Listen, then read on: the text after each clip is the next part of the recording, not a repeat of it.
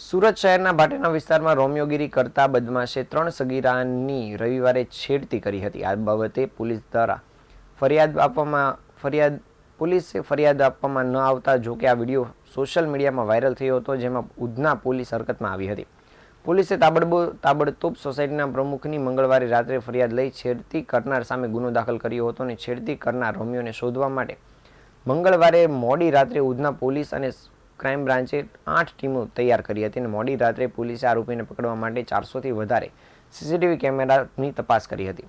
ફૂટેજમાં 2 kilometre સુધી આરોપી સિદ્ધિવિનાયક સોસાયટીથી ભાટેના 4 રસ્તા જઈ રહ્યો હતો દેખાતો હતો. તે ઉપરાંત વધુ માહિતી મળતા જ ઊન વિસ્તારમાંથી પોલીસે તેને પકડી પાડ્યો છે. આ અંગે પોલીસે જણાવ્યું હતું કે રવિવારની રાત્રે 8:30 વાગ્યાના અરસામાં સોસાયટીના અંદરના કેમ્પસમાં એક 15 વર્ષની સગીરા મોપેડ પર બેઠી હતી. તે સમયે એક બદમાશ આવી તેની છેડતી શરૂ કરી હતી, જ્યારે તેની નજીકમાં રહેલી બીજી સગીરાની સાથે પણ બદમાશે છેડતી કરી હતી.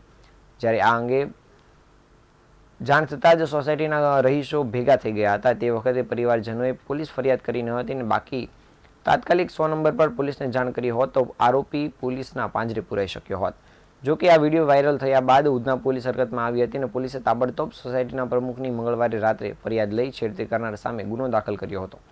છેડતી કરનાર રોમિયોને શોધવા માટે મંગળવારે મોડી રાત્રે ઉધના પોલીસ અને ક્રાઇમ બ્રાન્ચ મળીને 8 ટીમો બનાવી હતી અને મોડી રાત્રે પોલીસે આરોપીને પકડવા માટે 400થી વધારે સીસીટીવી કેમેરાની તપાસ હાથ ધરી હતી. ફૂટેજમાં 2 કિલોમીટર સુધી આરોપી સિદ્ધિવિનાયક સોસાયટીથી ભાટેના 4 રસ્તા તરફ જતો દેખાયો હતો. તે ઉપરાંત વધુ માહિતી મળતા જ ઊન વિસ્તારમાંથી આરોપીને પોલીસે પકડી પાડ્યો છે.